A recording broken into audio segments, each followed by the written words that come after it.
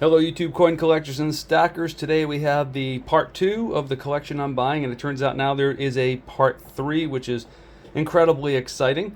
We had some exciting finds in part 2. Before we get into it, please don't forget to like and subscribe. I sincerely appreciate it and thank you for watching. So what you see here is part 2. There's your typical assemblage of junk 90. We have some better junk 90 over here. Probably some of the nicest, like BU, Unk Gem 67 40 percenters I've run into. I mean, this was obviously saved right from the bank in 1967. It's an older collection, plus your typical sort of more circulated 40%. We have this fun No Kaoi Hawaii metal. It's copper nickel clad, but very cool, very pretty. Some really exciting stuff that came up. Tons of proof sets. That's not very exciting. That came up. One of my favorite things that came out of this set, other than a three-legged buffalo nickel we're going to look at in a moment, is this beautiful 1950 proof set in the OGP. This was a really nice find. You don't see these too often with the tissue paper in them. Really, really sweet find on that. So 1950 proof set in the OGP. Now, if you watch the other video, and I have the link below to that other video, we had the 49P and the 49S from the mint set. Well, look what turned up last night in part 2 is, we had the 49P and the D, and what turned up last night was the 49S. So, and there's more surprises to come in part 3, I'm sure. So now I have the whole thing. I've ordered a nice capital holder to display it all, and I'll decide what I'm going to do with it later. Here's one of my favorites from the whole set. We're going to zoom in here so you can see it a little better.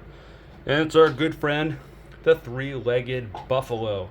You can see there that they over-polished the die, and the leg's missing.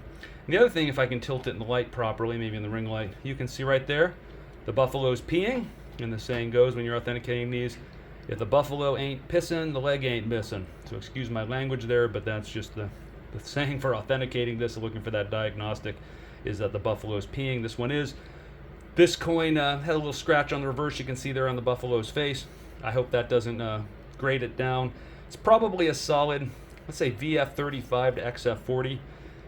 It did have a little PVC on it, so that may be problematic when we get it graded, but at least I think we can get it authenticated. I'd love to see it straight grade at like an XF40 or better. That would be amazing. Zooming back out, we have a really nice Unk set, full Unk roll of 64 quarters, and you can just see these guys are just absolute gems, all of them. And it's not unusual to see this, but these are just gorgeous. I mean, I could probably get some of these graded. They're so nice, absolutely stunning.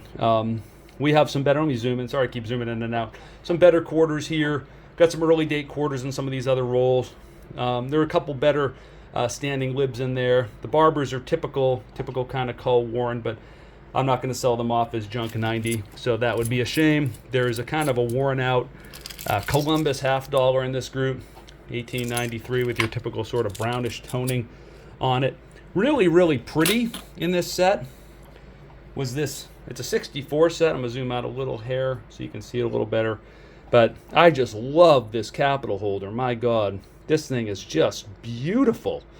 I'll probably swap out the 64 set in here and put something cooler in here. But that is just such, it's a nice set, it's a nice condition, but I love that holder. And it even comes with like a little carrying case, which is really, really neat and interesting. We have hadn't seen one of these before. This is actually silver. I'm knocking over proof sets. But this is the Centennial of the Kansas Statehood. This is actually silver. Probably about, a little less than a half ounce of silver in it. But it's neat. It's in, pretty much BU condition.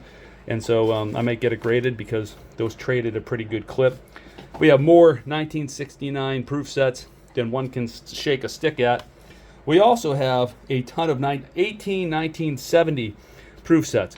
But here's a really interesting one. Let's see if you guys can spot it. I'm going to take it out because it's written on the envelope. And this is, what we look for, of course, with the 70 is the small date. So I'm going to zoom in here so you can take a look at this because there's a bit of a surprise in here. I've never seen this before. We'll actually start with the Philly. And so over here we have, let me zoom in so you guys can really see it. We have your typical Philly set here, right? And nothing, no surprises. This is a large date. Zoom in there, you can see. That's a large date. You can see because the 7's below the 9 and the 0. All 18 were large dates. But here's where things get interesting on the Denver. So we can see there, that's a Denver because it has the D, right? Spot the D on this Lincoln cent. Spot the D on the dime. Where am I going with this? You'll see. Spot the D on the nickel. Spot the D on the quarter. Good. What? What the heck? Wait a second. D, D, D, D. Huh? I've never seen this before in my life. This is really interesting. I can't find any references. If anyone's got any ideas on what this is, please leave it in the comments below. This is an incredibly exciting find. This is like one of those X Factor finds when, going through 18 proof sets late last night after I got back. Of course, I checked them all for the small date while I was there, but then I got home and I was looking at them again under my grading lamp and spotted that little anomaly, which is quite exciting. So we have the three-legged buffalo, the 40, and the rest of the 49 mint set, the 50 proof set in the OGP, which is very exciting. Taking a look around. Anything else of interest in this part 2 of 3-part series? A couple, one better date, earlier date, 1833 large cent. Both are in pretty circulated condition, so nothing crazy special with those guys. A couple nicer Lincoln cents, older nickels, just kind of cruising around the table. Tons of these. I mean, I have more of these than I can possibly want or need. They're 64s, and then I have 65 through 68. Tons of these in holders. You can hear them rattling around over here, as well as just your typical kind of proof sets you see, and so forth. Like I mentioned, lots and lots and lots of 1970 sets. Taking a quick look around. I think I hit all the high points. Going to keep it short today, just to share this very exciting find. This very exciting find here, that is, to me, is absolutely wonderful and different and strange, as well as the three-legged buffalo and some of the other cool stuff. Thank you guys. I appreciate you watching. As always, don't forget to like and subscribe, and happy collecting.